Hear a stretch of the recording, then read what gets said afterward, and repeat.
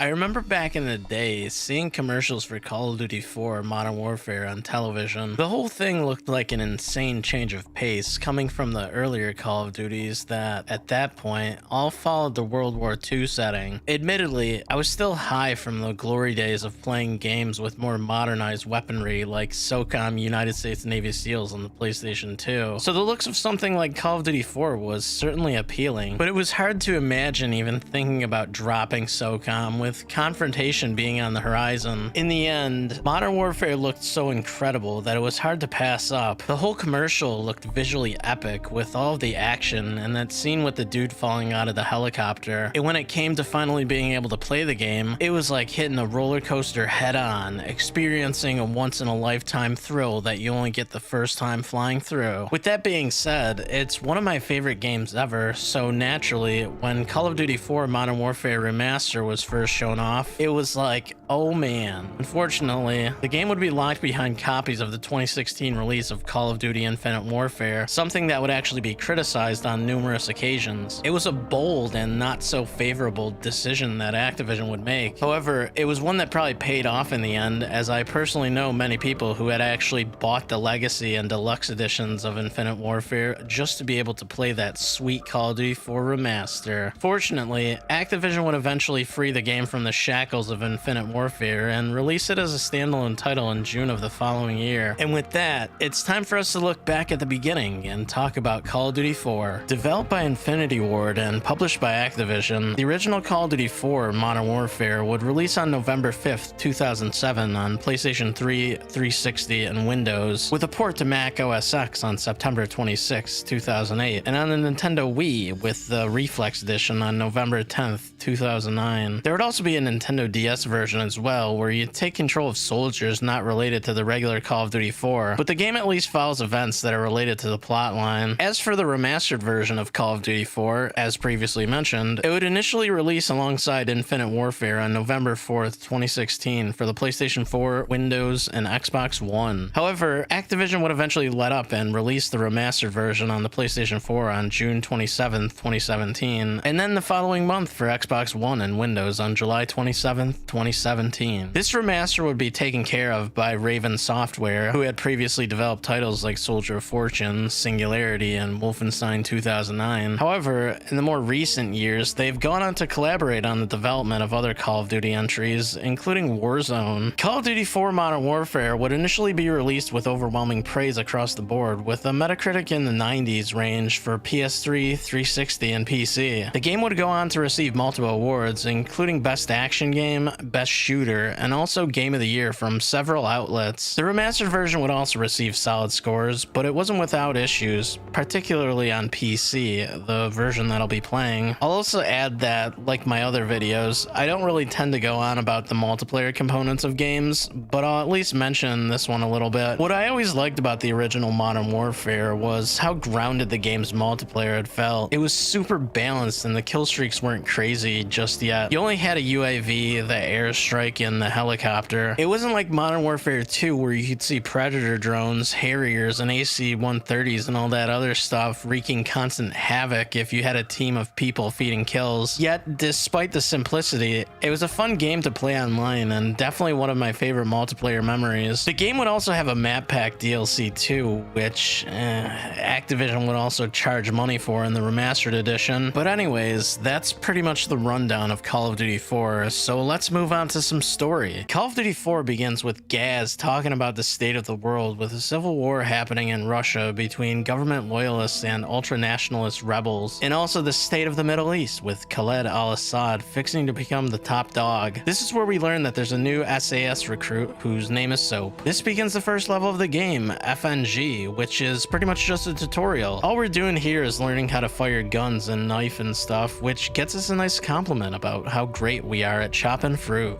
Knife the watermelon. Nice! Your fruit killing skills are remarkable. Anyways, Soap is then directed to meet the rest of his squad before being tasked with running a training course. It's the FNG, sir. Go easy on him, sir. It's his first day in the regiment. Right. What the hell kind of name is Soap, eh? How'd a muppet like you pass selection? Soap, it's your turn for the CQB test. Everyone else head to observation. For this test, you'll have to run the cargo ship solo in less than 60 seconds. Gaz holds the current squadron record at 19 seconds. Good luck. After we're done here, we learn that we're going to take part in a cargo ship mission, which ends the level here. The next scene shows we're going to be securing a package on board a cargo ship, and that the crew itself is expendable. This is where we see the real introduction to Call of Duty 4. Detail 4.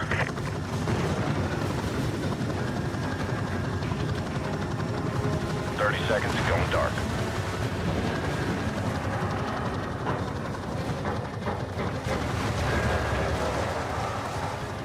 Seconds. Radio check. Go to secure channel. Lock and load. Green light. Go, go, go.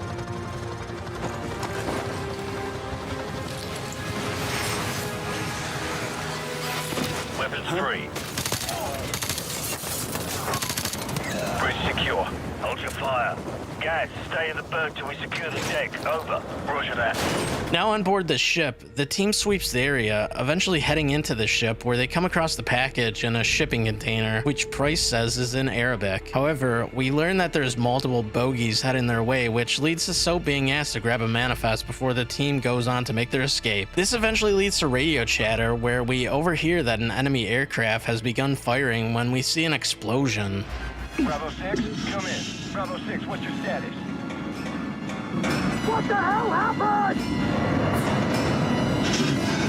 The ship's sinking! We've got to go! Bravo 6, come in, damn it! Big Bird, this is Bravo 6. We're on our way out. On your feet, soldier. We are leaving. This leads to the team bolting through the ship as it starts flooding. We eventually make it to the deck, where we end up having to jump to a helicopter. Jump for it!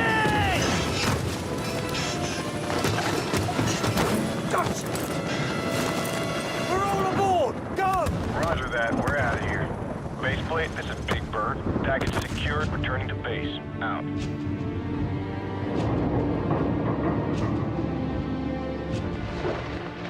Which ends the level, popping up the title screen, and immediately begins this section where we see a target being followed as we switch to playing as President Al-Fulani. This section is pretty much us just taking in the view of a city as we're driven to a place where we see a dude named Imran Zakhaev give Al-Assad a Desert Eagle.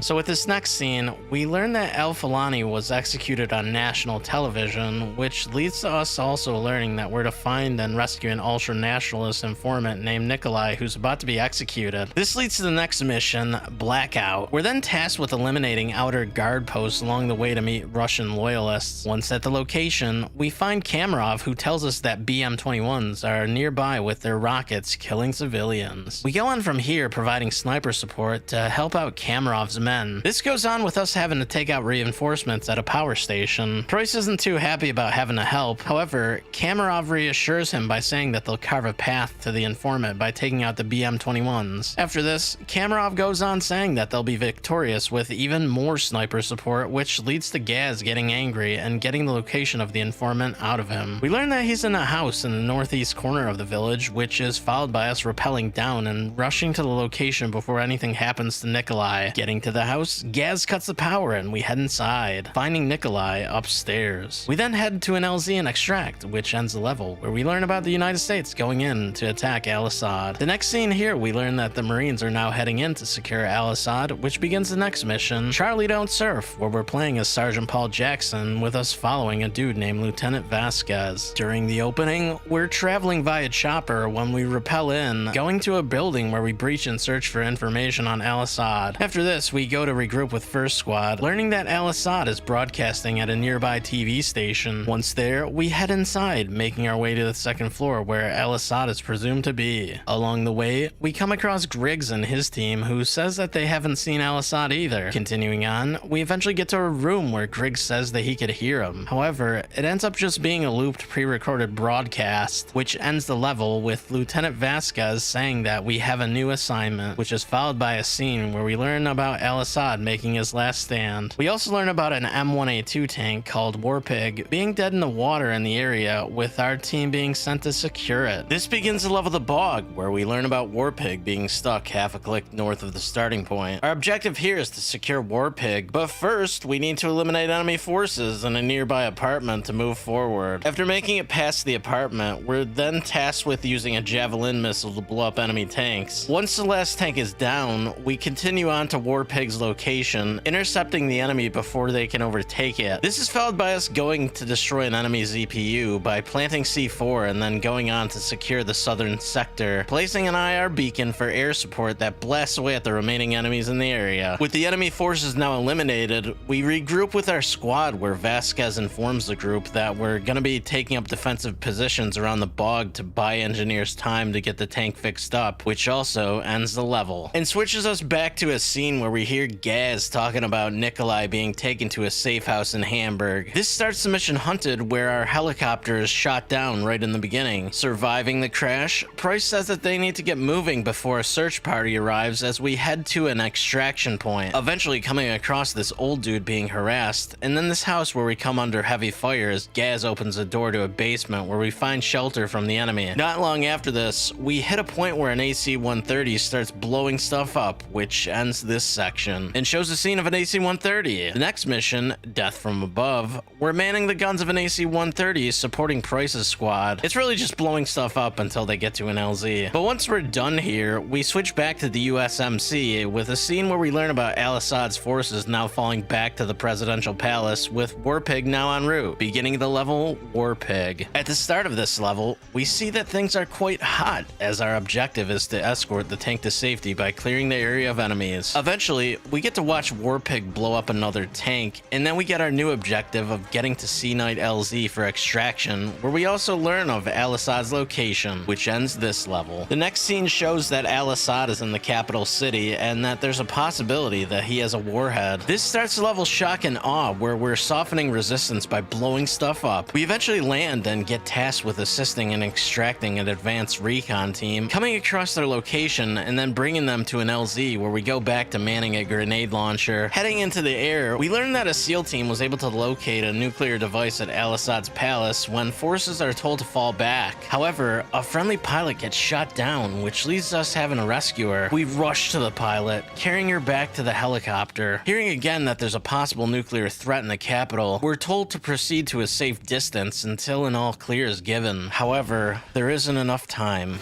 All U.S. forces be advised. We have a confirmed nuclear threat in the city. NEST teams are on site and attempting to disarm. I repeat, we have a confirmed Everyone hang on!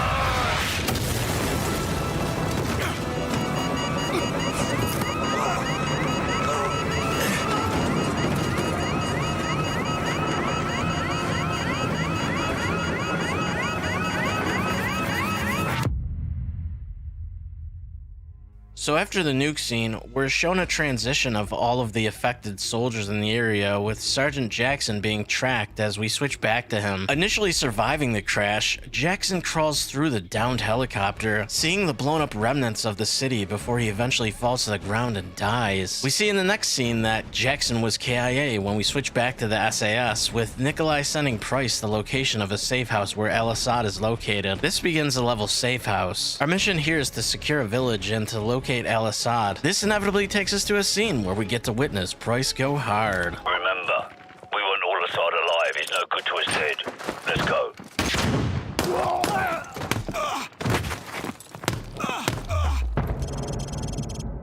Why'd you do it?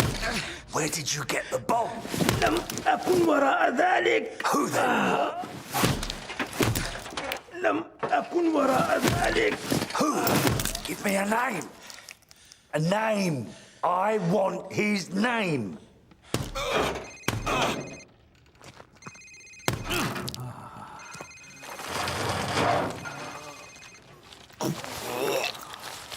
Sir, it's his cell phone.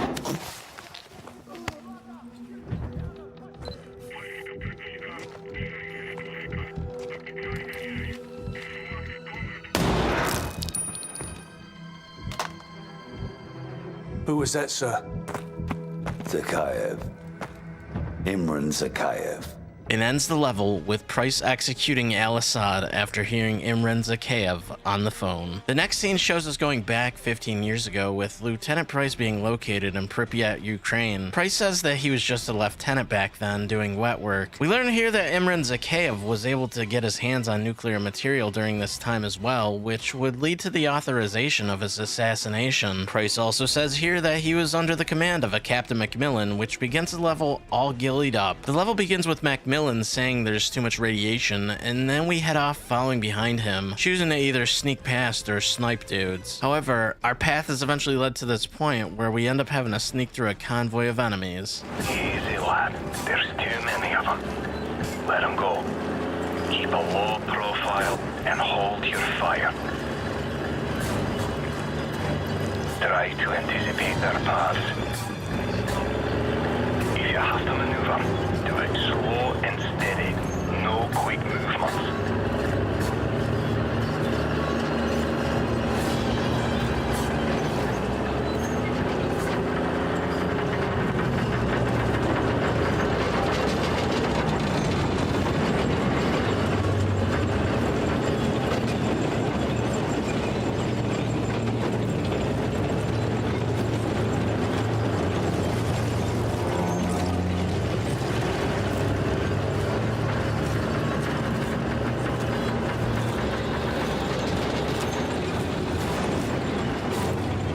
Once we get through this area, we continue on with more choices of either staying in shadows or dropping enemies when we hit a building where Macmillan takes note of the dead city. Look at this place. 50,000 people used to live in the city. Now it's a ghost town. Never seen anything like it. Not too long after this, we come across our destination, ending the level and immediately dropping us into this time-lapse scene with Price and Macmillan perched inside. This begins the level one shot, one kill, which honestly doesn't take too long for us to start this off with a bang.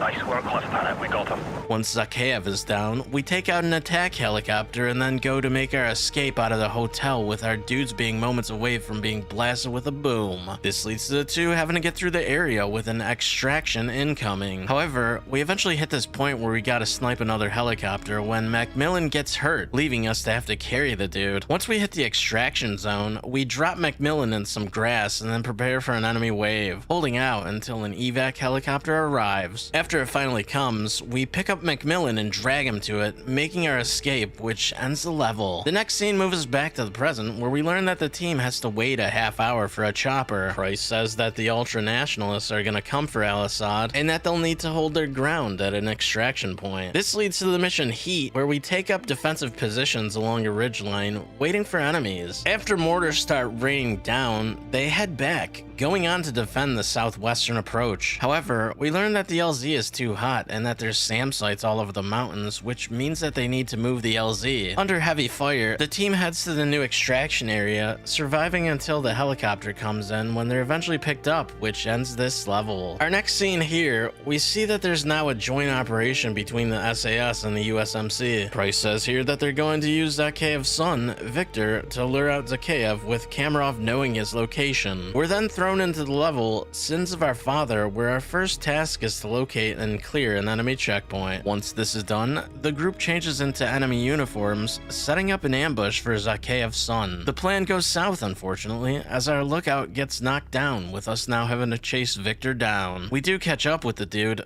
going in to disarm and restrain him. However, he has other plans. Drop the bloody gun! Now drop it!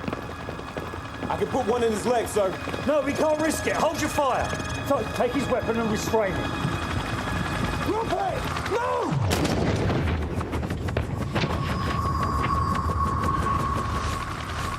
Kid's got some issues. Vice Play, this is Bravo 6. Zakhaev's son is dead.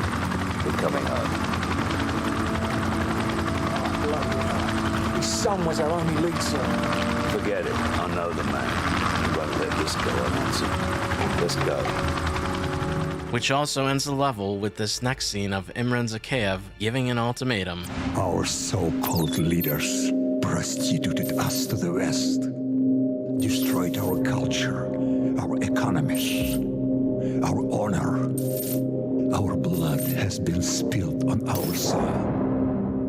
My blood on their hands. They are the invaders. All US and British forces will leave Russia immediately or suffer the consequences. This is followed by our team now being sent in when the mission, well, ultimatum begins. We learn here that Griggs was separated from the group, and then we're tasked with locating him, going through some houses to find him. We do eventually get to him, discovering that he had been captured by the enemy. Now that Griggs is with us, we go on to destroy a power transmission tower by planting C4. After booming this thing, we end up having to regroup with another squad where we see some missiles being launched. This results in us being tasked to get into the enemy facility and take their launch control center while they work on getting abort codes from the Russians, which ends ultimatum. And begins the next scene where we see a pair of nukes being launched with their simulated projection showing a large number of casualties, and then we're thrown into the mission all in, where our objective is to gain entry into the launch facility. Our objective changes along the way, where we then have to blow up some armored vehicles. After this, we cover our squad while they breach the air vents into the facility, going in after and rappelling down. This leads to yet another transition scene of the nukes, where we learn that they're still in the process of trying to get the abort codes, immediately being tossed into the mission no fighting in the war room. After we fight to the launch control room with a timer popping up, creating extra tension. We finally make it to the launch control door, and well, Guys, can't you make it open faster? Negative, sir. But you can try pulling it if it makes you feel better. this continues with us going in and breaching launch control with some C4, going in and clearing it, where we go on to upload abort codes. After this, we see Zakhaev on the screen, along with a massive number of troops converging on the area, which forces us to make our escape. Following Price, we rush to a vehicle depot and clear some more enemies, ending the level and beginning this scene with our boys having a chat. It's just too hot, man. But room temperature? Please, a beer should be ice cold. A lager, maybe, or a glass of water like you drink, and a pint of stout. I'm gonna have to school y'all both when we get back stateside. Yeah, well, either way, we're stopping in London first. And I'm buying. Well, at least the world didn't end. Hit it. With the level game over now beginning, we're pretty much just trying to survive, dropping enemies. However, an enemy gunship eventually blows up a bridge, causing us to get messed up. We survive this endeavor at least, only to see an endless wave of enemies. Price attempts to ask for support, but we learn that we're on our own. This leads to Kamarov getting into contact with us, saying that he's sending in men to help, with a ETA of 3 minutes. Unfortunately, it isn't quick enough.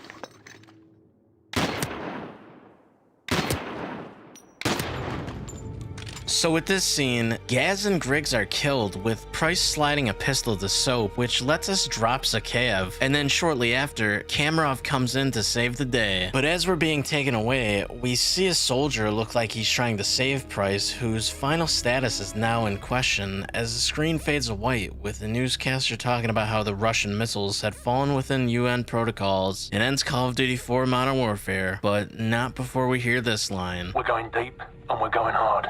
Surely you can't be serious. I'm serious. And don't call me Shirley. Which begins one last bonus level with Mile High Club. All we're doing here is trying to fight through a plane to rescue a VIP, eventually having to drop some dude with this slow motion sequence.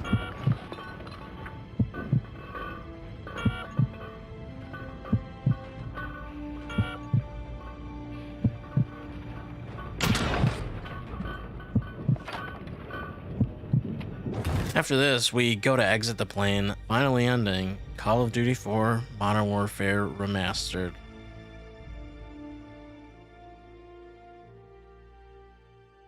Before moving on, I'd like to at least mention that there's one more aspect to the game, and that's arcade mode. This is basically just a little extra game mode where you replay through the campaign and get points by killing enemies and making it through the levels without dying as quickly as possible. It's something to do if you get bored and want another reason to run through the game again with an extra challenge, but that's really it here. So now with everything laid out, I'll just throw my thoughts on the Modern Warfare Remaster out there. I think when you don't come back to something for a long time, it feels strange. It's been a very long time since I played Call of Duty 4, so I'll just admit that there was quite a lot that I didn't remember. Obviously, there's stuff that I'd never forget, like the opening mission on the boat or All Gillied Up, and even the famous nuke scene. But there was so many little things that had been wiped from my brain, which made me think that the game was shorter than it actually was. For example, the mission Heat. This level happens right after you do the Price Gillied Up one-shot, one-kill stuff, so I guessed maybe that could attribute to it, since Gillied Up is memorable, and this is sort of just a continuation of Safe House, the mission where Price kills Al-Assad at the end. Except now you're just sort of holding out, eliminating enemies until an extraction helicopter comes. It's so strangely fluff when a lot of the game is paced pretty well. I'd also add that the story in the game isn't really over the top or anything like the later entries, but it still stays interesting the entire way through at least. You kind of get left wanting to see more and more, though I have to add, there's some missions that are a lot more fun than others. All that said, something else that I had always appreciated about Call of Duty 4 was how balanced the game was. There wasn't an overwhelming amount of weapons, so most of the guns that you did pick up felt smooth.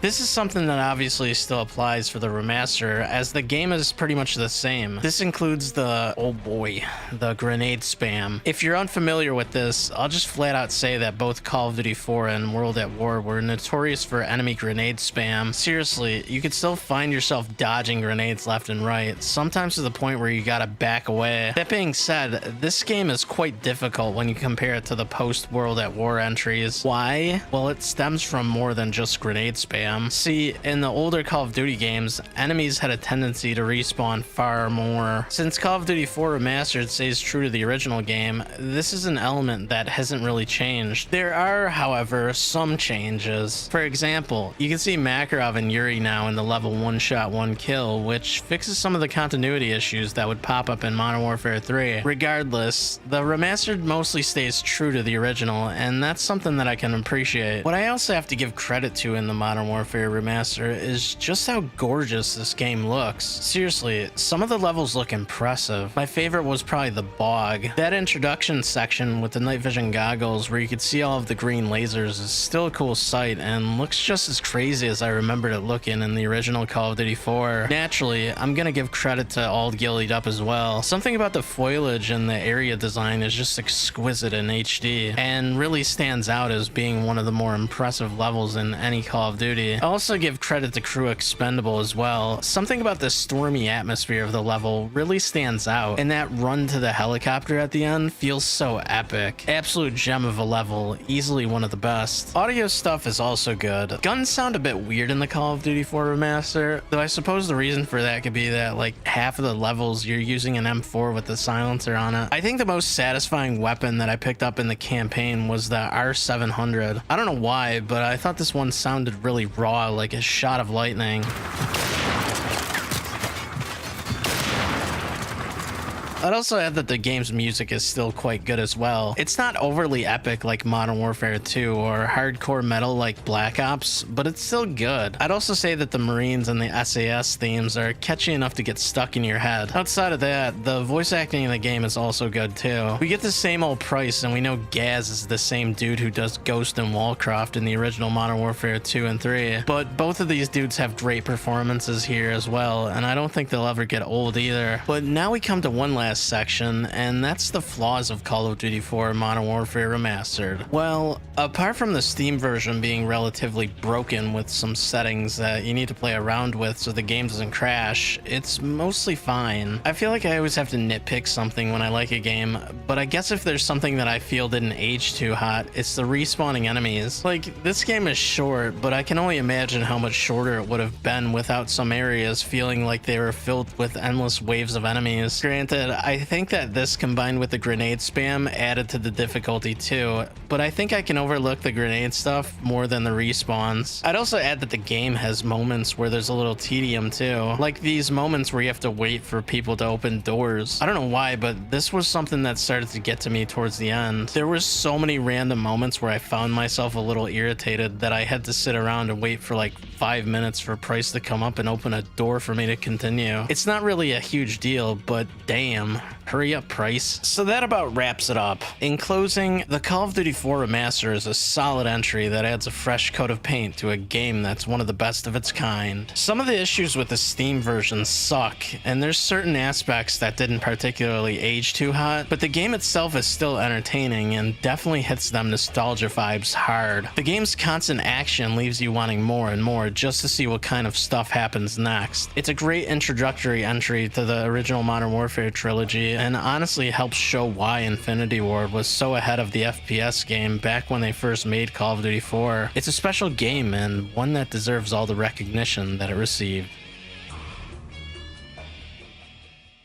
We're gonna take a break from the usual stuff and look at something a little different for today. So a few years back, I made a video on the original Call of Duty Modern Warfare 2 while the remake was still on the horizon. Since then, I was able to play Modern Warfare 2 2022, and I have to say that narratively, it doesn't really hit the same way as the original's campaign. Maybe it's a bit of nostalgia, but I still prefer the OG and honestly would go as far as to say that in terms of story quality, it's still Infinity Ward's best. This is something that I'm hoping to rectify in what I'll now refer to as the extended version of my original Modern Warfare 2 video, since in the original, I didn't really get into anything all that much aside from just throwing out some thoughts and just some random stuff that I knew. It's worth noting that back in the day, Call of Duty was like an unstoppable empire that everyone wanted to take a piece of the pie of, but off the top of my head, the only real competitor was the Battlefield series. These two were like Coke vs. Pepsi, McDonald's vs. Burger King, Brady vs. Manning. You know the drill. Whichever series someone preferred was up to them, but there was no doubt that Call of Duty absolutely dominated the market. And with that out of the way, let's get into Modern Warfare 2. Starting from the beginning, Call of Duty Modern Warfare 2 is a first-person shooter that released on November 10th back in 2009. The game was welcomed with praise, having a 94 Metacritic on both the Xbox 360 and the PS3, with the PC version also coming in at a commendable 86 score. The game was applauded for its content, but criticized for a shorter campaign length and a lack of innovation. There was also the no Russian mission controversy, which journalists at the time had considered to be tasteless since it was essentially allowing the player to partake in an act of aggressive terrorism within the game. None of this would stop the game from being a hit, however, as in the game's first 24 hours, it had almost sold 5 million copies, and by the end of 2009, its sales would reach 6 million, becoming the highest selling game of that year. At the time, it was record-breaking for Activision, as the pre-orders for Modern Warfare 2 were the highest of any game that they had published. As for current figures, the original Modern Warfare 2 stands at about having close to 23 million copies sold, numbers that would still be considered incredible even in 2024. The game had also shipped with multiple different editions. For starters, there was a standard edition which only included the game and a manual, but then there was the Hardened, the Veteran, and the Prestige editions. The Hardened edition came in a steel case and included an art book and a token for a downloaded version of an HD remaster of Call of Duty Classic. The Veteran Edition would include all this, but also come with a statue. And lastly, the Prestige Edition would come shipped with everything from the Hardened Edition, but also the inclusion of a stand sculpted in the head of Soap McTavish and a pair of functioning night vision goggles. The game would also have a Nintendo DS version titled Call of Duty Modern Warfare Mobilized. It's worth mentioning that this version doesn't follow the same story as Modern Warfare 2 and is basically just considered a companion narrative tied into the universe of the original Modern Warfare trilogy. Outside of that, Modern Warfare 2 would also have a comic book tie-in involving the popular Simon Ghost Riley character, as well as a number of other promotions. This includes the Modern Warfare 2 Mad Catz controller and a Monster Energy drink promotion, which gave codes that could have been redeemed for different rewards at the time. In addition to this, there was also a special limited edition Modern Warfare 2 version of the Xbox 360, which also included a copy of the standard edition of Modern Warfare 2. It's also worth mentioning that Modern Warfare 2 2009 would be the last game involving Infinity Ward founders Jason West and Vince Zampella, who would be released by Activision in 2010. The two would go on to work for Electronic Arts after founding Respawn Entertainment, a company known for games like Apex Legends and the amazing Titanfall 2. This whole thing is a rabbit hole on its own, and not really what I wanted to focus on, but it is worth mentioning since the two were responsible for shaping Call of Duty into the juggernaut franchise that it had been for many years. And now we finally come to the remastered campaign of Modern Warfare 2, which is what I'll be pulling from and covering in this video. This version would release on PlayStation 4 on March 31st, 2020, and on the Xbox One and PC on April 30th of the same year. This version obviously doesn't include the multiplayer component or the Spec Ops side content, as it's just the campaign, but buyers of this version would receive the UDT Classic Ghost Bundle for Modern Warfare 2019 and Warzone. As for what this bundle is, it was one of Ghost's outfits from the original Modern Warfare 2. Nothing else really to say for the game itself, as everything in the game is nearly the same, apart from it being visually updated. It is at least worth mentioning that this version isn't rated nearly as high as the original, having a mixed Metascore of 71. The events of the game are honestly some of the most memorable in the series. The Modern Warfare 2 campaign is split up between multiple different characters. Each level consists of a briefing and then the events of the level themselves. The game starts out with a little backstory showing some events from the previous game, Call of Duty 4 Modern Warfare. At this moment, we learn that 5 years have passed since then. This is followed by narration from Commander Shepard talking about things like history being written by the victor, and that when you take down one enemy, they're just replaced by someone even worse. The whole monologue here ends with Shepard telling Sergeant Foley that he's looking for recruits, which moves us to the beginning level, SSDD. Here, you play as Private Allen with the level set in Afghanistan. This level acts as a tutorial to introduce the player to the game by doing things like aiming down the sights and throwing grenades. The player is then tasked with running a training course titled The Pit,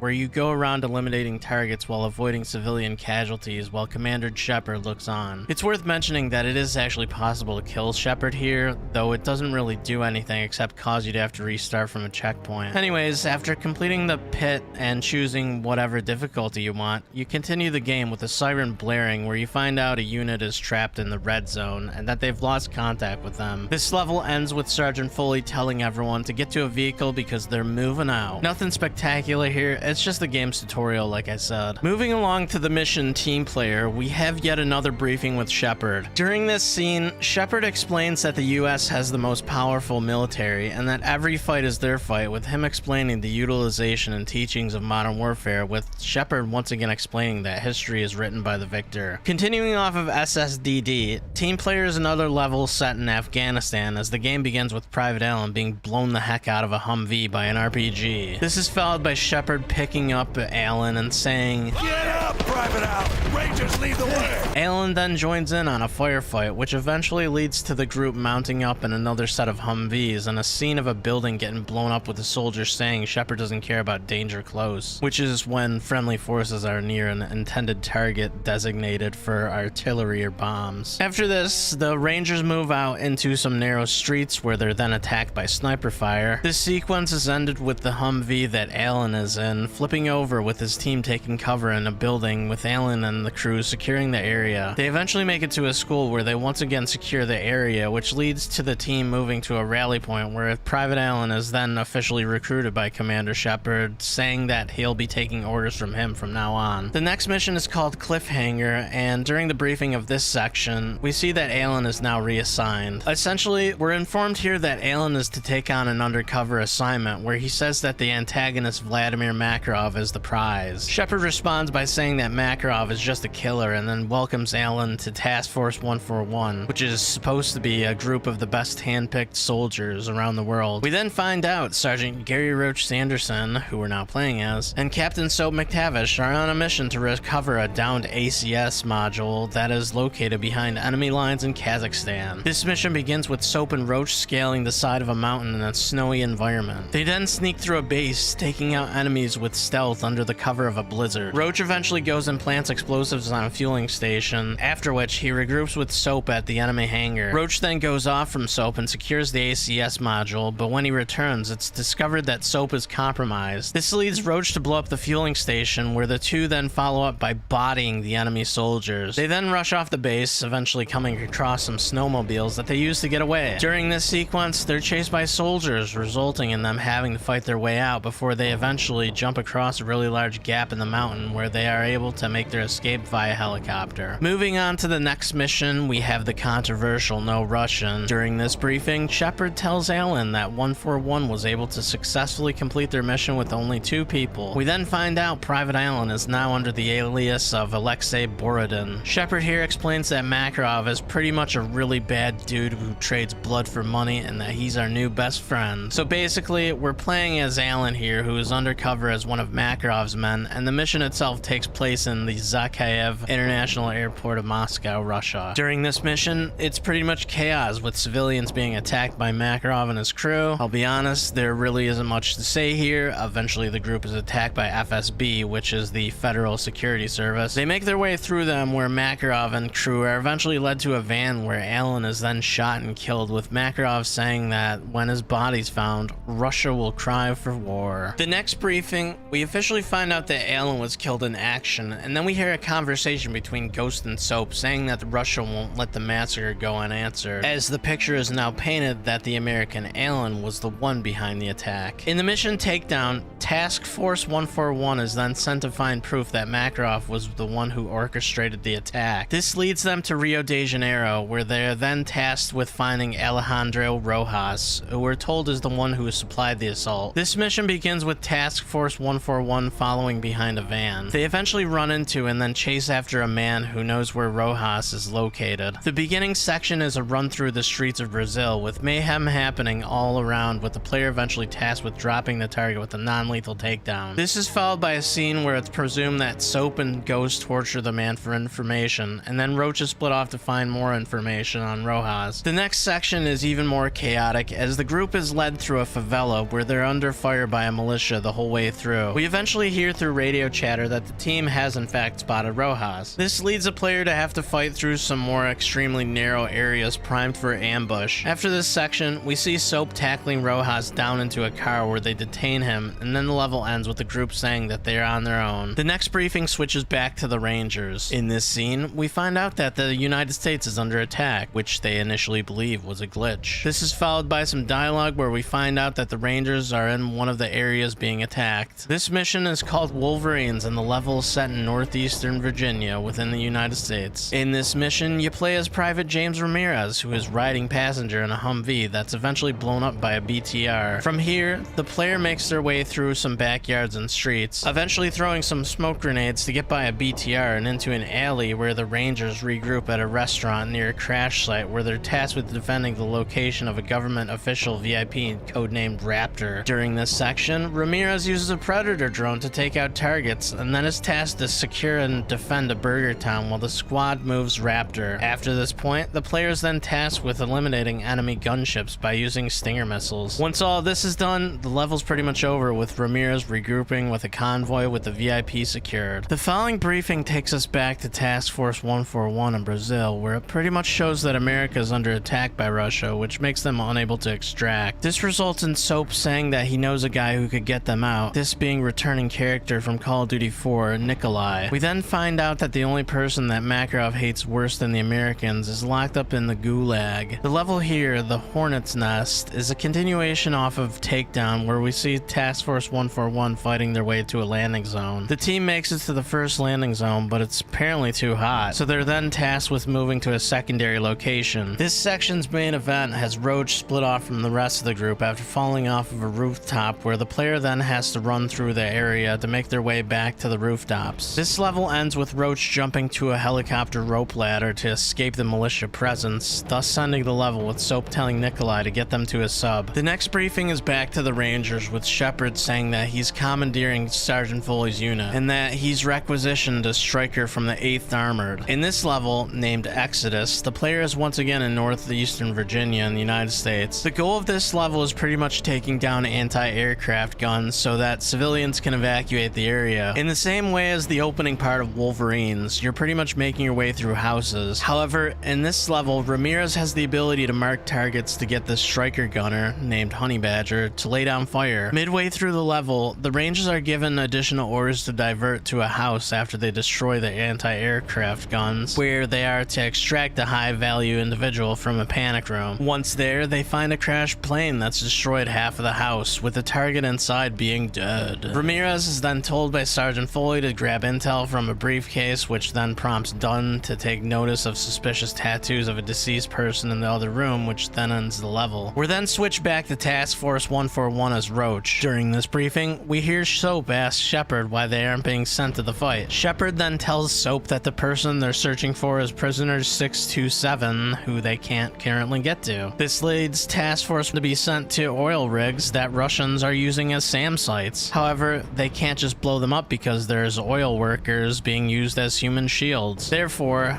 they're being sent into the site as a way to pave the way to Prisoner 627. When the level The Only Easy Day Was Yesterday actually begins, the player is underwater, where they're deployed to the rig via a Steel Delivery Vehicle, or SDV. The location in this mission is an oil platform off of the coast of Russia. The introduction has the player attacking a guard who's then disposed of in the ocean. From here on, the mission is a series of breach and clears, with the player having to attack soldiers so that they can free oil workers who are being held captive, and also have Marines come and dismantle the SAM sites. The group eventually has their cover blown after they plant and blow off C4 on bodies. Not long after this point, the team ends up having to do one last breach and clear in a room that's trapped with explosives. They successfully do this and then head to a landing zone, which ends the level. Continuing on from the previous level is essentially what serves as part 2 of the mission, which starts us with a briefing with Soap explaining the history of the Gulag and that the goal is to free Prisoner 627. This mission, titled The Gulag, is another mission set in Russia. Here, you're once again playing as Roach, where we have a full-on assault of, well, the Gulag. You start off on board a helicopter where you're sniping dudes to help clear the area so that the teams could land safely. After this, the team fights through the Gulag to go and rescue 627. It's worth mentioning that this is another level with a few breach and clear slow-mo moments, but the notable one is the second, where we come to find out that 627 is Captain Price from Call of Duty 4, who we discovered had actually survived the first game. Here, Price notices Soap and then calls him by his name, which prompts another member to ask, "Who's Soap?" From here, the group ends up making their escape through the Gulag, with Roach getting knocked out towards the end of the level due to falling debris. Soap then shoots a flare through an opening in the ceiling where a rope comes down and the group clips onto it, being pulled out from the Gulag, where we see that it's being blown up. The briefing after this starts with an emergency broadcast system alert going off. When this ends, this mission begins with the mission Of Their Own Accord, where we find ourselves as James Ramirez, who is now in an underground evac site in Washington, D.C. The player then regroups with the other Rangers, who rush right into a war zone to the Department of Commerce building, where they make their way through the building and find themselves on a stockpile of enemy weapons. This prompts Ramirez to end up having to use a sniper rifle to take out foot mobiles using javelin rockets. After this event, the Rangers head to the roof of the building to rendezvous with the SEAL team and evac via chopper. At this moment, the player has to clear a World War II memorial monument by manning a minigun on the helicopter. Not too long after this, the helicopter's down while attempting to take out SAM sites. This leads to one of the Rangers handing Ramirez an M4 before the man shot and killed. Ramirez then fires off at enemies while still being trapped inside of the helicopter. He uses all of his ammo, and then Sergeant Foley tosses him one last mag while they defend their position. While this goes on, Corporal Dunn is eventually shot, and then the screen flashes to white after a searchlight of a helicopter shines on the crash site, thus ending the level. The following briefing is now back to Task Force 141. Here, we have a conversation between Shepard and Price with an image of a submarine being sent to Shepard. Price goes on to tell him that if Shepard wants to put out an oil fire, then he needs to start an even bigger explosion. Shepard here pretty much says Price is crazy from being locked up for too long, which results in Price asking him if he's willing to do whatever it takes to win. Shepard doesn't agree with this, telling Price to focus on taking down Makarov. The connection is then cut with the group continuing on with the mission called Contingency, where we are still in Russia. Once again, we're playing as Roach, and we are with Captain Price this time. The mission involves the two stealthily making their way through some snowy forests, sniping people along the way to a submarine base. Before they could get there, however, there's a brief section with Roach taking control of a Predator drone to thin the enemy numbers. They do eventually make it to the submarine base, where Captain Price goes on to launch a nuclear missile into the air, which also ends the level. The next briefing, we see the missile being launched with a cutscene moving to an underground base in Colorado. This scene has the Secretary of Defense talking about the missile's vector being en route to the East Coast. Shepard goes on to say that all the systems will go down and that there will be 30 to 50,000 casualties depending on the location of the detonation. Pretty much what happens here is Shepard says Makarov needs to be brought to light, and then he's given a blank check to get whatever he needs to make it happen. In the next level, titled Second Son, we take control of James Ramirez, where we once again have to replay the section where he's being given the M4 by the soldier who's shot in the head, with Corporal Dunn being shot shortly after as well. This time, however, when the helicopter comes and spots the light on Ramirez, the flash leads to a scene with an astronaut in space. At this point, we see the nuclear missile and its eventual blast, with the astronaut being blown away and presumably killed. The following scene goes back to the Rangers with an explosion happening in the sky, followed by helicopters crashing down and going boom.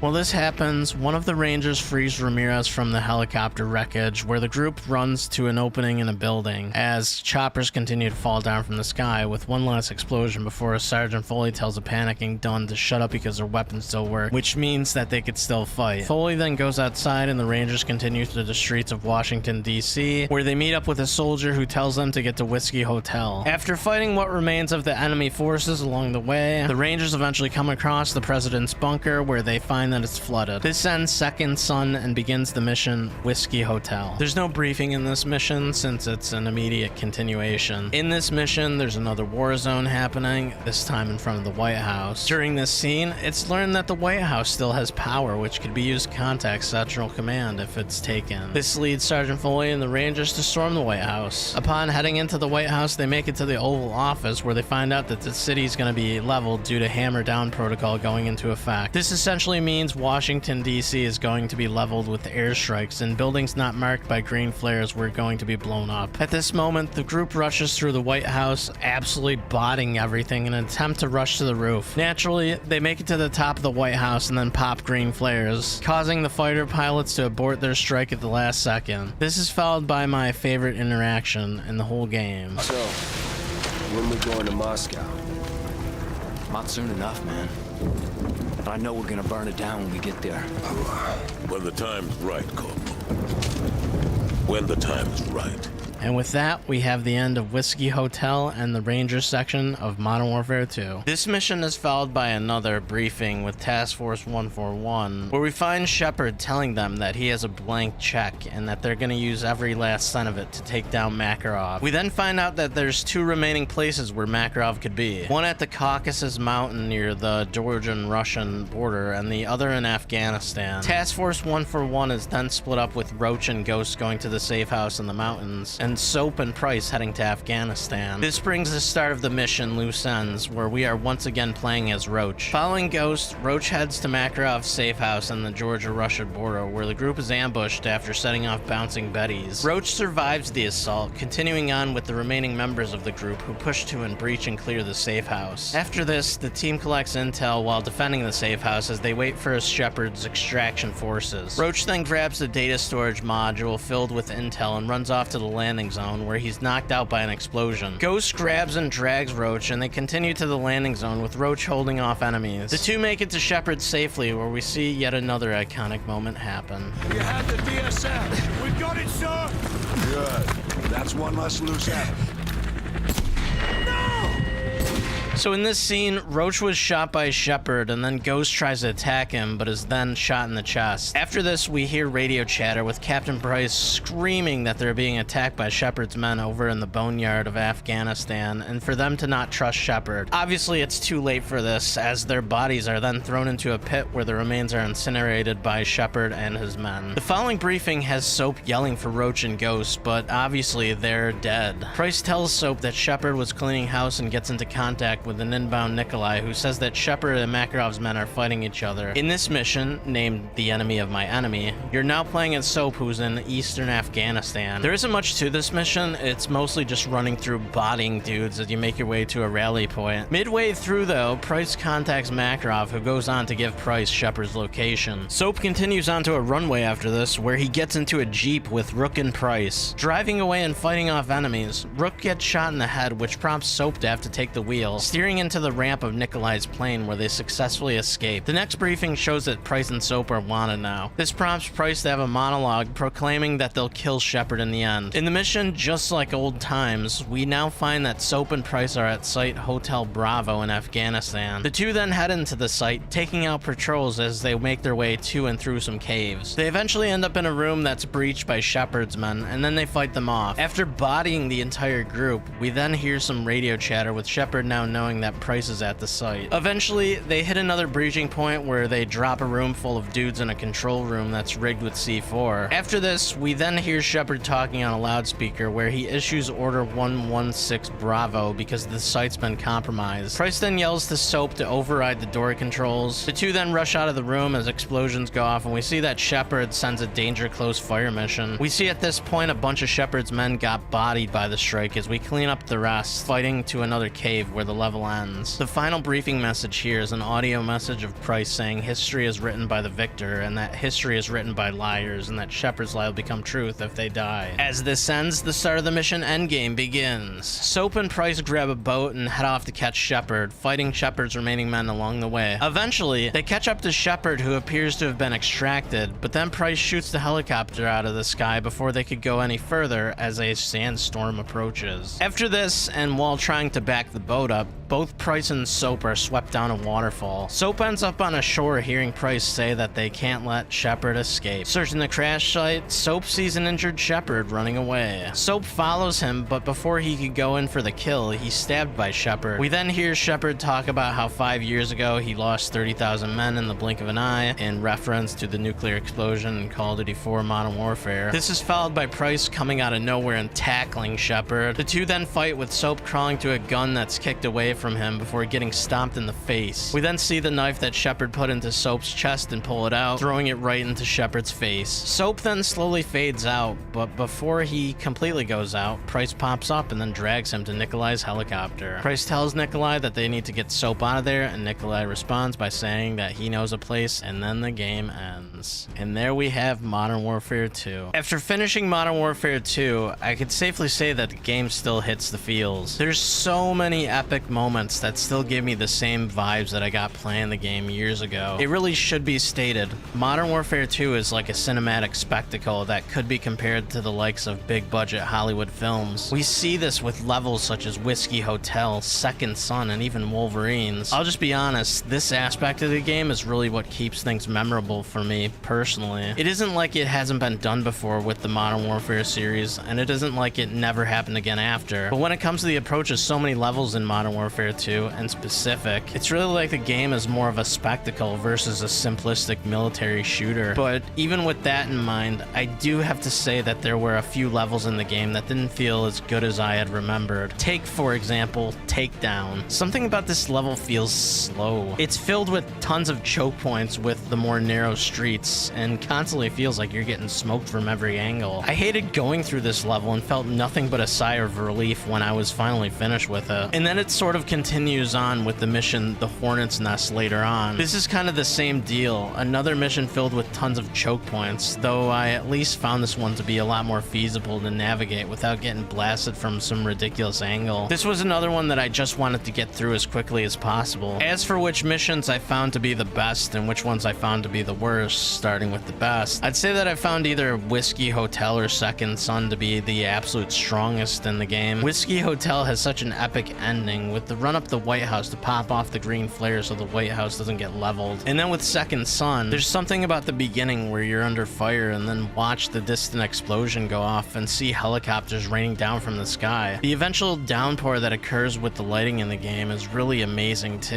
and extra attention to detail like the player's red dot not showing up due to the EMP is a really nice touch as well. But outside of that, and as for the worst mission, I gotta give this one to Takedown. I don't know why, but it really feels annoying to play. Like, yeah, both Takedown and Hornet's Nest aren't amazing, but at least Hornet's Nest has that cinematic end where you're jumping to the helicopter ladder. That at least gives it very cool points. So moving along to the weapons of Modern Warfare 2, you have a lot of guns that made it back into the game. You got your akimbo guns, pistols, shotguns, assault rifles, sniper rifles, yada yada. I believe there are differences with the sounds of some of the guns in the remastered campaign versus the original Modern Warfare 2. There's other videos online covering some of these, so if you want to look this up to get a better understanding, I could provide a link below that does a better job at showcasing how different all the guns sound. But while I personally think the guns still feel amazing and think they still sound pretty okay for the most part, there is a clear difference for more than a handful of the weapons. Either way, there was always something different from how guns sounded in Modern Warfare 2 versus other entries. I don't exactly know why, but I always thought they sounded a lot more raw in the original, which is something that I actually preferred over the remastered sounds. But moving on, we also have the game's soundtrack to talk about. Honestly, I consider Modern Warfare 2 2009's OST to be one of, if not the best soundtrack in the entire Call of Duty series. There's so many epic tracks, with my favorites being Green Flares, Zodiac Chasing and Waterfall, and the Assaulting the Submarine Base launch tracks. It's also worth mentioning again, since I did this the last time I covered Modern Warfare 2, the main music of the game was composed by Lauren Belf and Hans Zimmer, who had both worked for many years in the film industry, creating tracks for some of the biggest movies in Hollywood, something that really shows with the quality of the music in MW2. But beyond the music, you also have some great voice acting within MW2 as well. Of course, I mentioned Keith David in my previous video, a legendary actor who had voiced Navy commercials in the early 2000s, as well as notable characters like the Arbiter in Halo 2, and also acted in films like The Chronicles of Riddick and They Live. He was also the man responsible for the Ramirez Do Everything meme that existed back in the day due to his depiction of Sergeant Foley barking constant orders at the controlling player character James Ramirez. But outside of this, I didn't really name anyone else when the game had a lot of notable actors worth mentioning. For starters, Barry Pepper had voiced Corporal Dunn in the game. This is someone who had been in notable films like Saving Private Ryan and The Green Mile. But then aside from these two, you had Craig Fairbrass, who, in my opinion, did the best job at voicing Ghost. It's also worth noting that he voiced Gaz in the original Modern Warfare and Wallcroft in Modern Warfare 3. Funny enough, Fairbrass would go on to voice George Mason in the competitor series Battlefield. Apart from these guys, you also had Troy Baker, Will Arnett, and even 50 Cent doing voices. Overall, Modern Warfare 2 had a really high quality cast voicing everyone, and it really stands out even to this day. Moving along, it's probably worth mentioning the atmosphere of the game too. I mentioned earlier some of the best and worst levels, so I guess it's worth getting into more details. Some of the best levels are really the most cinematic ones. I mentioned Wolverine, Second Son, and Whiskey Hotel earlier. These levels are honestly brilliant in their own ways. With Wolverines, you have America being attacked by Russia in a Red Dawn kind of way. The whole mission feels like a war zone with abandoned houses along the way with clear signs of chaos all around. It's epic, and when you eventually hit up the Burger Town section of the mission, there's something about it that hits the vibes that during war, even the most mundane locations like a simple fast food restaurant are no longer safe. And then with Second Son, we see sort of an over-the-top kind of level from the beginning where you're under fire and then get a shot of the nuke from space with the following explosion that results in all of the electronics in the level going off as well as helicopters raining down from the sky. The end result of this is a relatively ominous level with the following heavy downpour that makes it feel more cinematic, and then the extra level of attention to detail with your red dot not working and flares and burning fires being being the main source of illumination really add to the fantastic scenery and what I consider to be one of the better levels in the game. And then this level is immediately followed by what I consider to be the absolute best design level in the game, Whiskey Hotel. In this mission, you're retaking the White House to get aligned to Central Command before Washington, D.C. gets blown up. It's a tense level that feels extremely dramatic as you fight your way through the White House that gives vibes that you need to work fast or you're done. And that final finish to the end where the flares go off is just an overall incredibly powerful scene. Are these parts of the game unrealistic?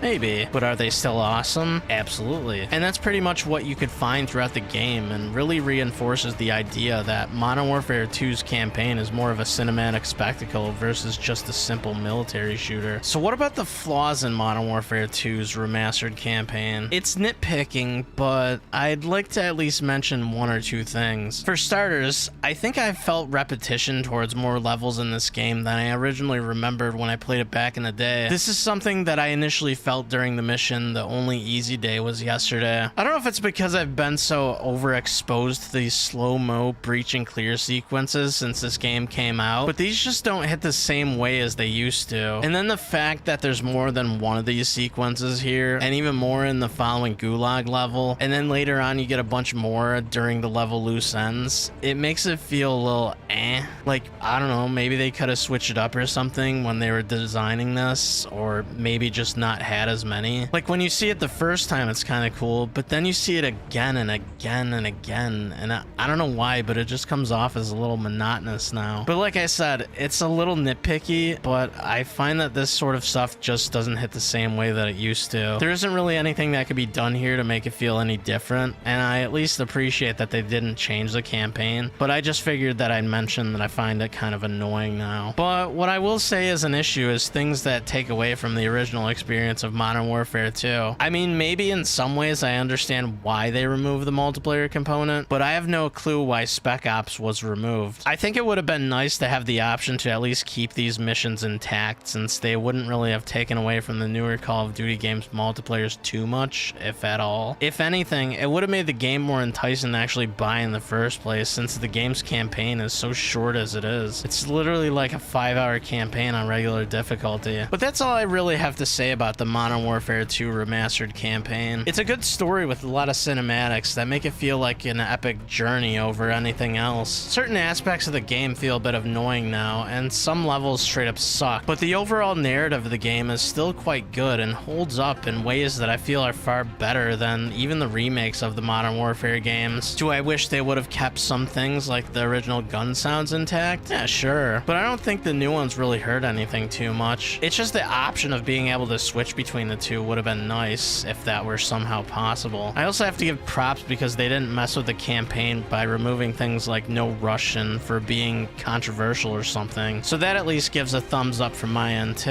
I know this won't be something I do too much of, but I was at least glad to revisit another one of my favorite first-person shooters, and one that I still believe has a far superior campaign to the remake. Like, yeah, the remake looks great and everything, and maybe there's some degree of nostalgia for me for the original Modern Warfare 2, but the remake just doesn't have the same pizzazz due to some characters seeming like they were downgraded or just not seeming as interesting as their original counterparts. But that's really just a personal gripe. Even if you're someone who hates Call of Duty, the original Modern Warfare 2 will always be one of the best of its kind, and that's something to give a nod to. And while my own days of going into Call of Duty lobbies and talking smack are long over, there'll always be nostalgic memories that I cherish. But at the end of the day, I'm glad that we at least got a remaster of Modern Warfare 2 instead of the game being buried and forgotten like so many other memorable games that'll probably never see the light of day again. The original Modern Warfare 3 was an interesting game to say the least. Not only was the game an end of an era, as it was the first Infinity Ward title without Jason West and Vince Zampella, and also the last involving Robert Bowling. I'm a stealth clown. It was also the last of the original Modern Warfare series as well, essentially wrapping up what's honestly one of the best first-person shooter trilogies ever, with games that I personally feel hold up to this day. So with that out of the way, let's get into the OG Call of Duty Modern Warfare 3. Call of of Duty Modern Warfare 3 had a bit of a rocky development. It's worth mentioning that when Jason West and Vincent Pella left Infinity Ward, a whole lot of other employees joined them on their exodus. This would lead to Sledgehammer Games and Raven Software both being tasked with assisting in the game's development for its PlayStation 3, Xbox 360, and Windows release on November 8th, 2011. The game would also receive a port to the Wii, which released in North America on the same day as the other versions. However, it would release on the 11th in the EU and in AU on the 23rd of the same month. There would also be a version that would drop for OS X on May 20th, 2014. The game would be received reasonably well on both PlayStation 3 and 360, with the reception on the PC and the Wii version dropping off a bit. And despite the game receiving some criticism towards it feeling like it didn't really evolve that much from its predecessors, the game would go on to have the biggest entertainment launch at the time with $400 million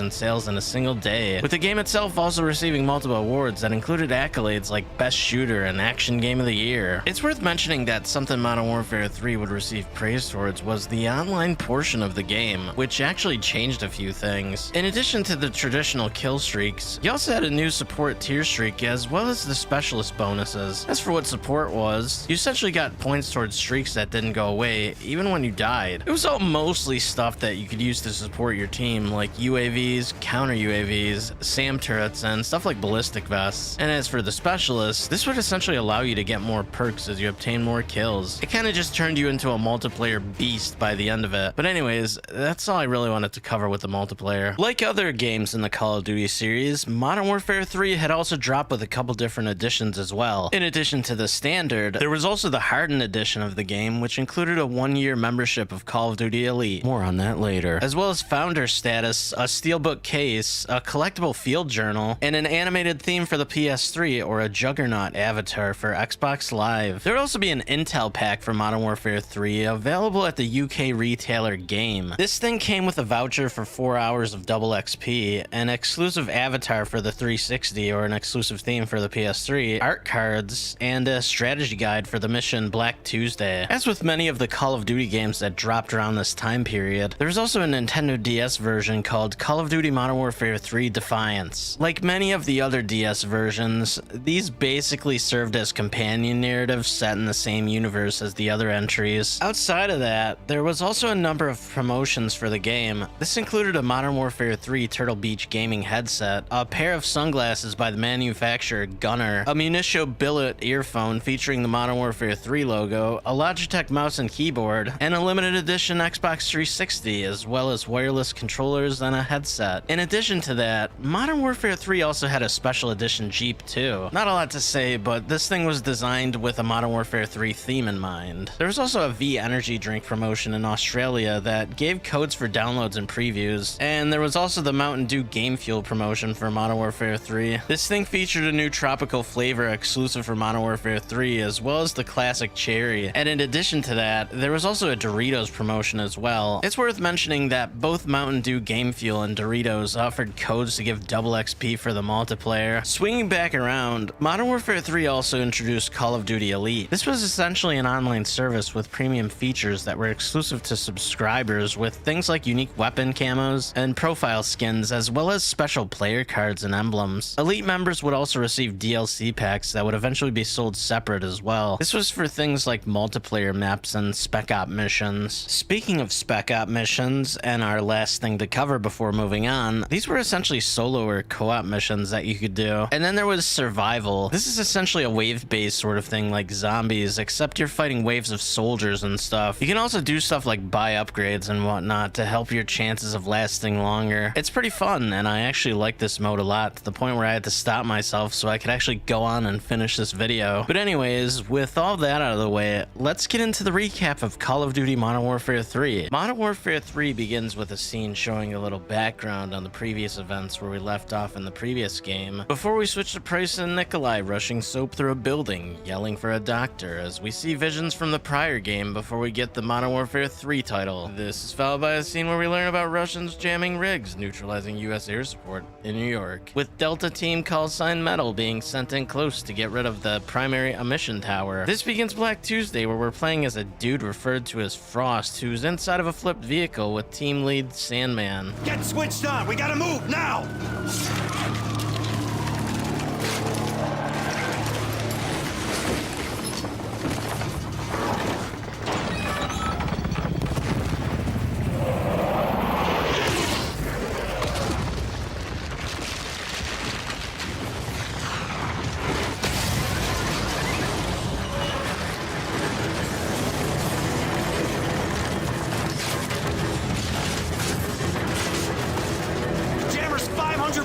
north. We'll leg it from here. Let's go. So from the introduction, we fight our way to the stock exchange, heading into a building when a Russian helicopter comes out when we go out to flank the Russians on Wall Street. We continue on, eventually to the stock exchange, and then to the roof where we plant thermite charges on the jammer to take it out.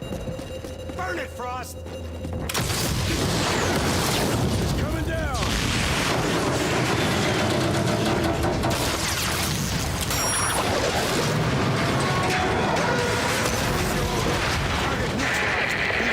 After this is done, we use a Predator drone to take out enemies before we jump to a Black Hawk, and receiving a new mission directive, assaulting a command vessel in the New York harbor. But first, we gotta take out some enemy choppers, with the last one causing ours to lose stability as we almost crash. However, the pilot regains control and then the level ends as we follow up with a briefing, learning guidance systems are back online with targets blown up as forces push the front line back to the river. This is where we learn Delta's being sent in to strike a Russian command vessel before they can launch a counterattack and turn their own weapons against them. This begins Hunter Killer as we're underwater in a collapsed tunnel in the New York harbor, driving along with our team underwater to go and plant a mine on a sub. After a boom, the sub surfaces with our new task of reaching the missile control room as we enter the sub, sweeping and clearing. Eventually, we get this breach and clear sequence with Sandman getting a missile key, and then we go and fire some missiles onto the Russian fleet, going on to escape the harbor after, when we learn about the missile strike neutralizing all of the primary targets as the mission ends. This is followed by a scene where we learn from Overlord that we're no longer on the defensive, now going on the counterattack, as we switch to a narrating Price, talking about Russians who would reject Makarov's lunacy as we see some drama with Soap not doing too hot, with Makarov coming in to tie up loose ends. We learn here about Nikolai's best man, an ex-Spetsnaz named Yuri, a dude who apparently hates Makarov more than Price, as we switch to playing to him in the level Persona non grata, seeing Soap in bad shape as Price yells about needing to get him to a chopper with a helicopter crashing into the room, with the objective of defending Soap and then helping him with a little shot as we go on following Price, going on to a weapons cache. Eventually, we get into a room where we take control of an unmanned ground vehicle, taking control of it as we clear a path to a chopper. After this, we go back to Yuri as we rush to the chopper. However,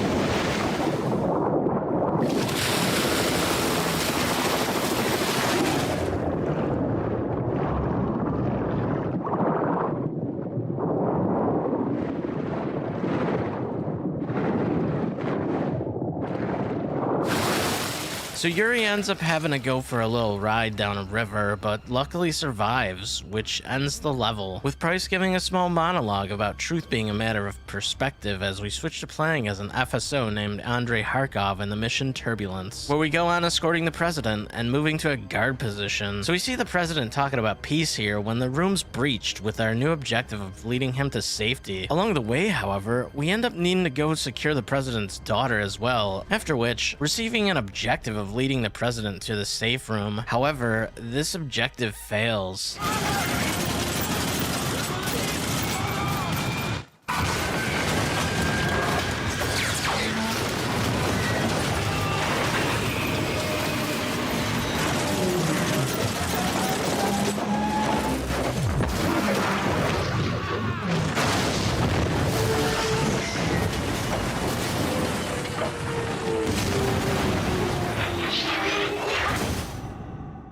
So we end up surviving this as we follow our commander to search for the president with enemies inbound. We do find the president, however, as we go to head inside of a helicopter,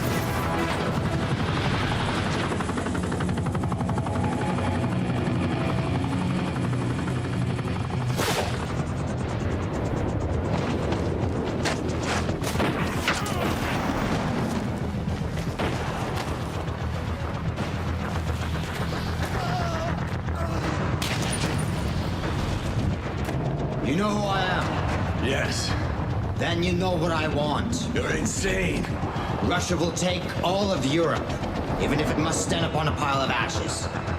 I want the launch codes, Mr. President. You'll never get them. So Makarov demands launch codes from the Russian president as we hear that the president's daughter was secured. Makarov then executes Andrei, and then the level ends. In the next transition scene, we hear Soap saying that Makarov played his next hand as we see a broadcast about the Russian president not making it to Hamburg. We learn from here that our next destination is Africa, as Makarov had been using a local paramilitary group to move shipments into Sierra Leone. In the next mission, back on the grid, we see Soap, Price, and Yuri in the water outside of a village where we're on the lookout for a factory with Makarov's cargo as we follow Captain Price into a village to a point where we're overlooking a factory and need to provide overwatch for Price and Soap. After doing so, and allowing Price and Soap to advance up the road, we discover that the place is a dead end where we're informed that they must have moved everything to the military's headquarters as Soap and Price end up being compromised, leading Yuri to need to regroup with them and push through the village where we eventually commandeer a technical turret, getting knocked out from an explosion eventually where we gotta follow Price as mortar strikes rain down. We eventually take the mortar crews out and man them, blowing stuff up. Once this is done, we go onto a church where the cargo's supposed to be, and if it's not there, then we're informed that it's on its way to Europe as we go on with our objective of securing the cargo.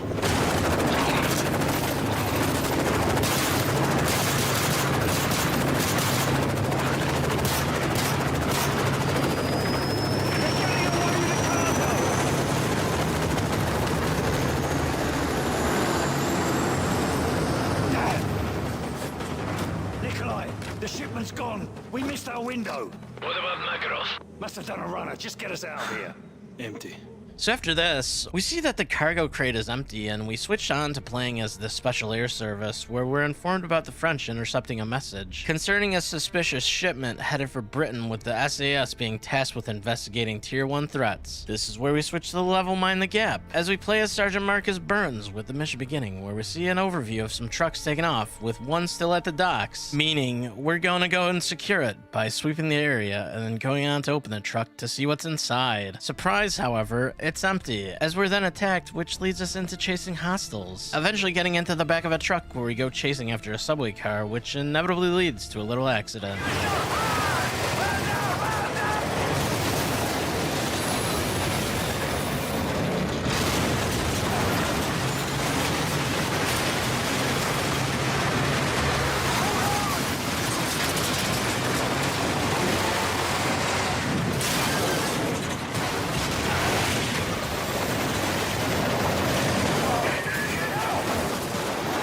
So after this, we continue into Westminster Station, clearing it out and then heading topside to set up a blockade where we stop a truck. There's the truck! Weapons free!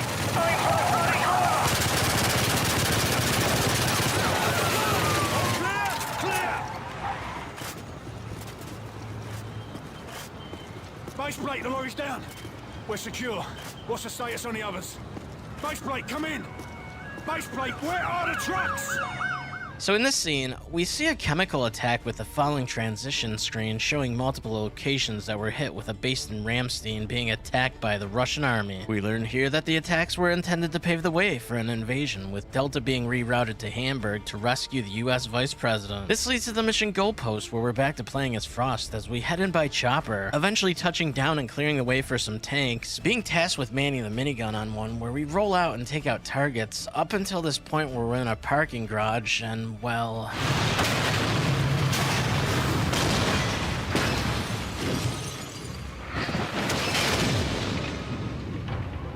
Frost! 2-2! You alright? 2-2, come in! So we survive this and then go on to locate Goalpost, coming across a shot up convoy with no sign of the target, leading us to search the area where we gotta do a little breaching.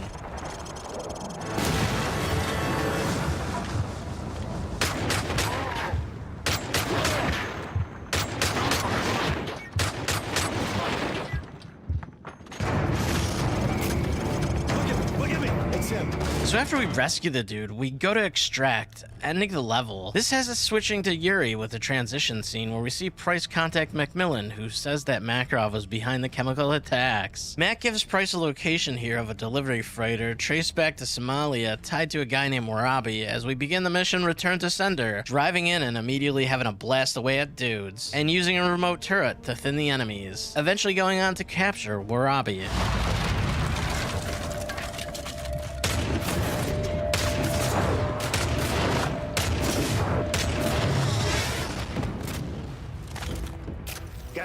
marathon.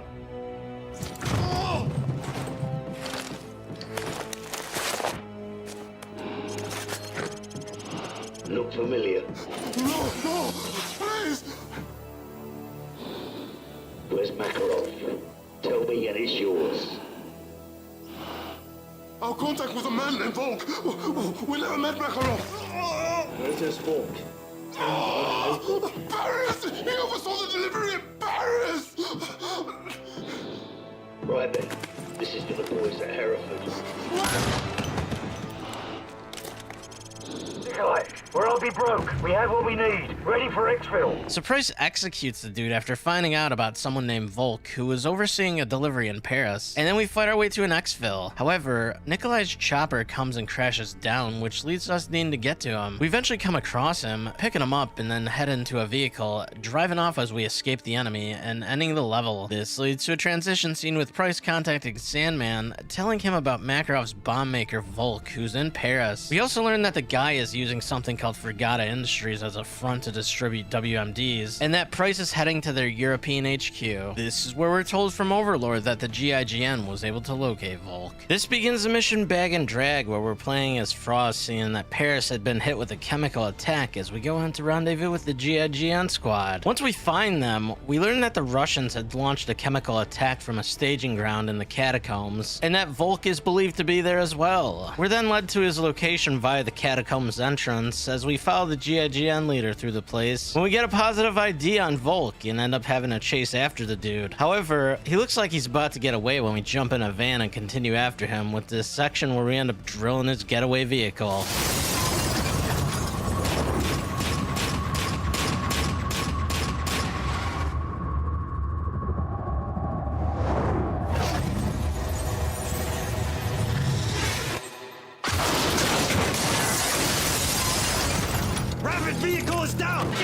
The next intermission scene, we see the president contacting Overlord about the status of Makarov. He tells the president that Delta has Volk in custody, however, their OPSEC is compromised, which means there's going to be a lot of shooting to get to the extraction point. This begins a mission Iron Lady, where we rush to get to the Osprey. However, it gets shot down. The game then switches us to man the gun of an AC-130 as we take out enemies while Delta escorts Volk through the streets. Eventually, we end up needing to shoot at a courtyard building when we switch back to Frost, who's tasked with flanking an MG nest. After this, we're in the air again, blowing more stuff up to escort friendlies to the LZ. We then switch back to Frost again, where we get tasked with blowing up some tanks using a javelin, when we push onto the landing zone for extraction with all sorts of chaos happening. Once things are cleared up enough, we board a chopper, thus ending the level. This goes on to an intermission scene with Price and Sandman having a conversation about Volk spilling the beans on everything, including the Frigata, with Makarov going to meet with his top advisors at Hotel Lustig in Prague. We go on to see our boys in some sewers when we go on to rendezvous with Resistance, going on to reach Kamarov and crew when we continue on with Soap, heading through the streets avoiding enemy patrols, and eventually running into a little chaos when we gotta head through a building to get to a church where the level ends. And then we get the scene with Soap and Yuri talking about Makarov as they set up waiting to assassinate him. This begins the mission Blood Brothers as we overlook Makarov's convoy through the scope of a rifle. We end up sniping some dudes on a balcony so that Price could get into the building when we see Kamarov had been captured when some explosives go off, and Makarov tells Yuri that he should have never come there, with Soap questioning what he means, as a beeping happens with Soap pushing Yuri out of the building as he's hit with an explosion. This leads to Yuri picking Soap up as we follow Price avoiding enemy gunfire. Eventually, we end up having to take point to protect Soap when we get to a building to help out. Not now, son. Just rest. Get a medic! Come on, stay with me, son. Price.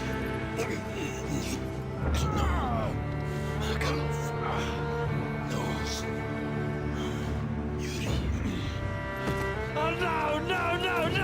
Soap! No! Price! Soap! You have to go now! Get off me!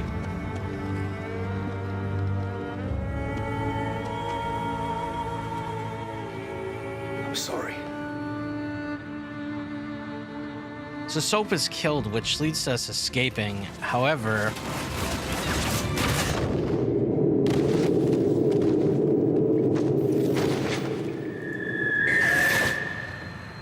Soap trusted you. I thought I could too. So why in bloody hell does Makarov know you? So this leads into the level Yuri, where we see that Makarov had been there when Imran Zakhaev was shot by Price, and that he was also there when the nuke that took out the Marines in Modern Warfare 1 was detonated. This is followed by the events leading up to the Modern Warfare 2 No Russian mission as well. I know what you have done, Yuri. I know what you have told them. My friend, my ally, my betrayer. What happens here today will change the world forever. Nothing can stop this. Not even you.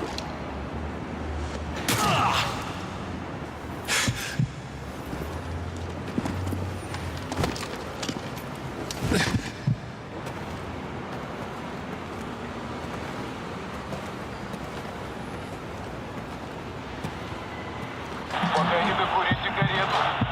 Тогда уже постарайтесь через несколько часов.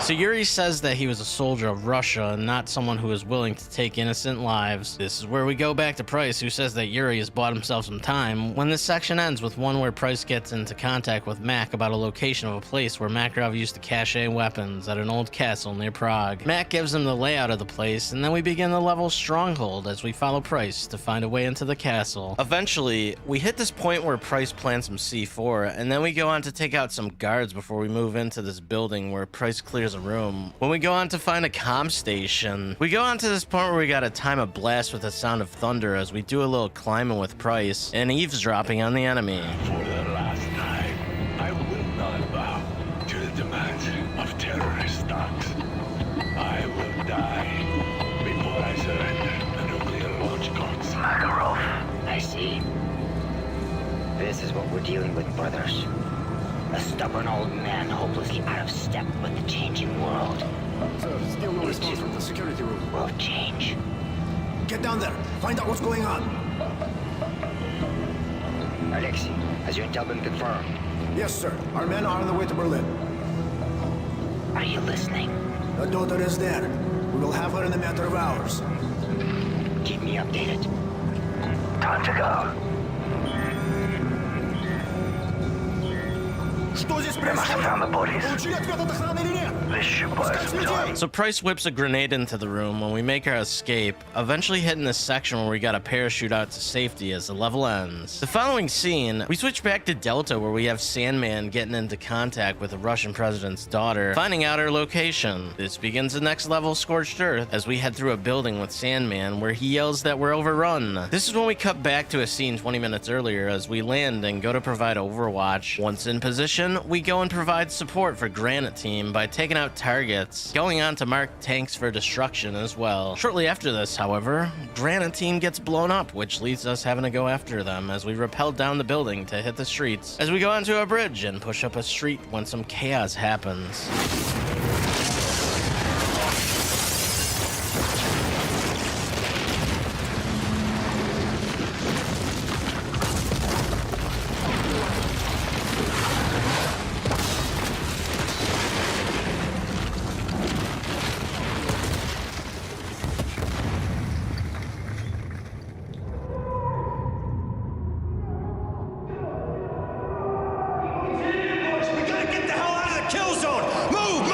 So we're brought back to where we were when we started the mission as we go on to get to a hotel, learning that the president's daughter is being taken away for extraction as we head to the roof. Eventually, we hit a point where we need to breach. However...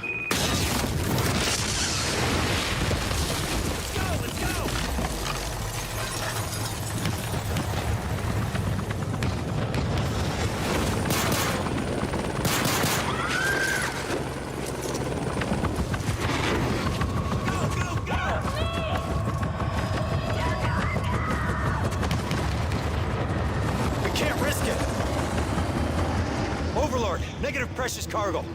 We lost her. So we're unable to save the president's daughter in the end, which ends the level, and leads to this transmission scene with Sandman contacting Price, saying that the girl was taken to a diamond mine in Siberia. Price says here that we're only gonna have one shot to grab the president before he gives up the launch codes. This leads to the level Down the Rabbit Hole beginning, where we're playing as Yuri as we start the level on an elevator, going down with our objective of finding and rescuing President Vorshevsky. However, the elevator ends up crashing down, which leads us having to get off sweeping some enemies as we continue on, hitting this breaching point where we're able to save the president's daughter and then continue searching for the president after, eventually seeing him being dragged further into the mines. We go on, getting to this point where we end up having a breach from above to save the dude.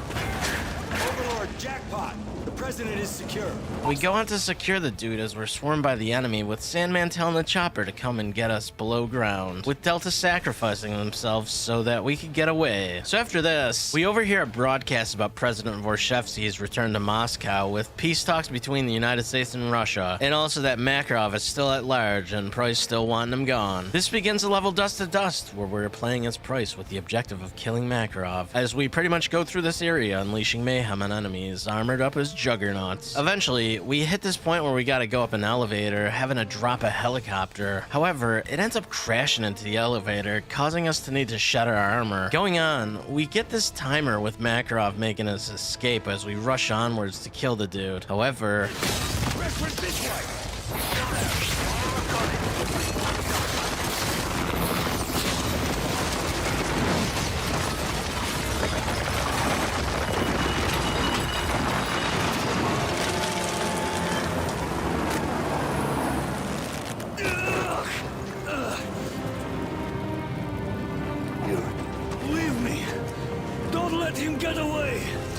So Yuri gets impaled by some rebar, which leads us having to continue on without him, rushing to Makarov's helicopter and hopping on for a little ride.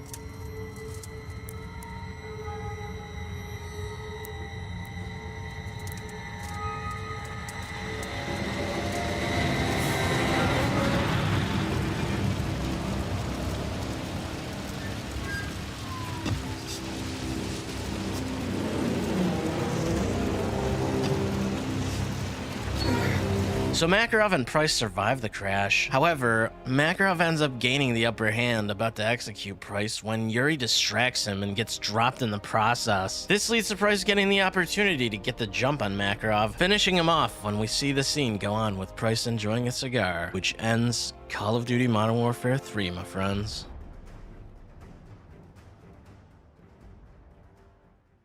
Summarizing my thoughts of Call of Duty Modern Warfare 3, I have to say, out of the original trilogy, I personally feel like it's the weakest. However, I still think that it's a fun game despite some of the random stuff that I saw while playing it. Honestly, after going through this trilogy again, I really felt that there was something off with Modern Warfare 3 in specific. I think having Yuri is okay as a way to help explain how Makarov was pretty much there from the beginning. I don't necessarily have anything against the retconning or anything, like him being included in sections like the nuke scene and whatnot. It's whatever. The dude is like a mastermind of everything happening here anyways, so why not give us more of an excuse to dislike him? That being said, I think that maybe the other elements of the campaign feel a little weaker. Like Delta, for example, feels like kind of a downgrade compared to the Rangers of MW2 and even the Marines in Call of Duty 4. Same goes for the Special Air Service. Like, as I was writing this script, I actually kind of forgot that there was a level involving these dudes because it's so brief and really just exists as a build-up to this controversial bomb scene that I don't think has the same effect as something like No Russian. However, I'd say that it does at least convey a message of how brutally merciless people can be, with evildoers committing barbaric acts just to see the world burn. But yeah, overall, I think maybe it's the game's length that played a part in some moments feeling forgettable. I don't know why, but it felt like I ripped through the campaign here a lot quicker than 4 in Modern Warfare 2. If I had to point to any levels in particular that I really liked, Black Tuesday I thought was a cool introduction to the game, especially with all the mayhem and familiar surroundings with an under attack Manhattan. I'd also say that Scorched Earth is another one as well. Getting to play around with airstrikes for a bit is fun, and I thought the building collapse scene was a nice cinematic touch. Speaking of which, I think the game still looks pretty okay too. I was playing the game with max settings on PC, and I really thought that certain levels looked pretty nice. Something about the ones with rain in particular really stood out. Stronghold, for example, had this really cool vibe to it. Like, infiltrating under the cover of a storm definitely made going through this level a lot more interesting than the mission would have been without this added effect. Same applies to Eye of the Storm. The introduction to this level in particular is pretty strong, and the whole vibe of the city is interesting too, with Yuri and Soap doing a little stealth sniping. It's a neat little level that I'll give some credit to as well. Other than all of that, the gameplay is pretty much the same as the other games in the original Modern Warfare trilogy too. In fact, there's even a return of some familiar things like this AC-130 level, and we're basically using stuff like the Predator drone to take out targets as well. I don't think this is necessarily a bad thing, but someone could argue that the status quo isn't exactly something that's going to make the game stand out all that much compared to its predecessors. I think that if there's anything that I could really point out a difference in, it's the guns. I don't know what it is, but I'm not necessarily a fan of too many guns here, especially when it comes to things like sound. For a comparison, here's the M4A1 in all 3 of the non-remastered games.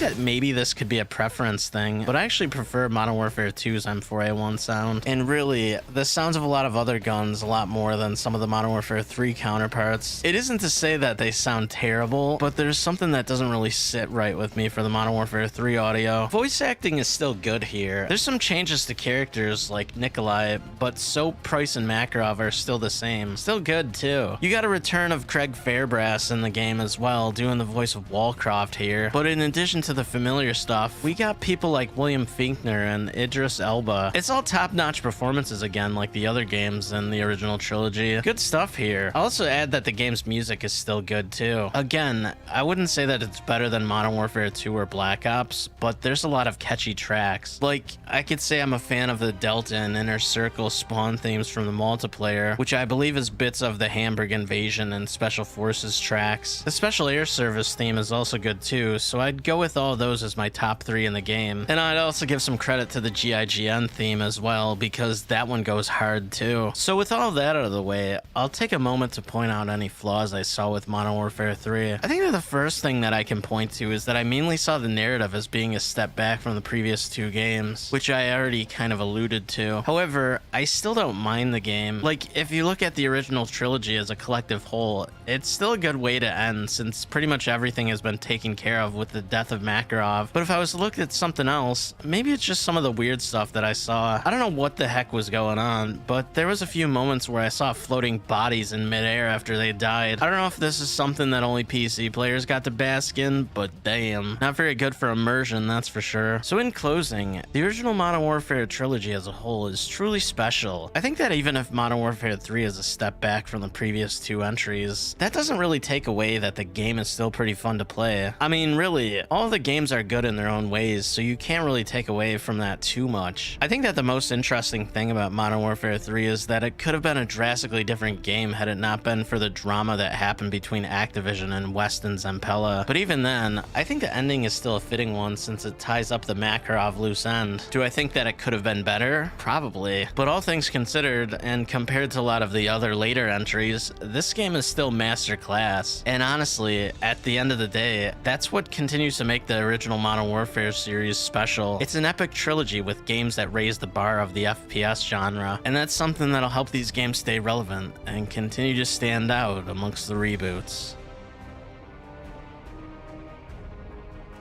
Thank you all for watching. I've been wanting to get around to finishing up the original Modern Warfare trilogy and was really glad to finally do so. The original Modern Warfare trilogy is special to me since it's some of my favorite games. But anyways, I'd like to know what you all think. Did you all prefer the original games or do you like the reboots? Let me know in the comments and I'll take a look. Also, if you haven't already, please consider liking and subscribing. We'll be back with more soon enough, so stay tuned.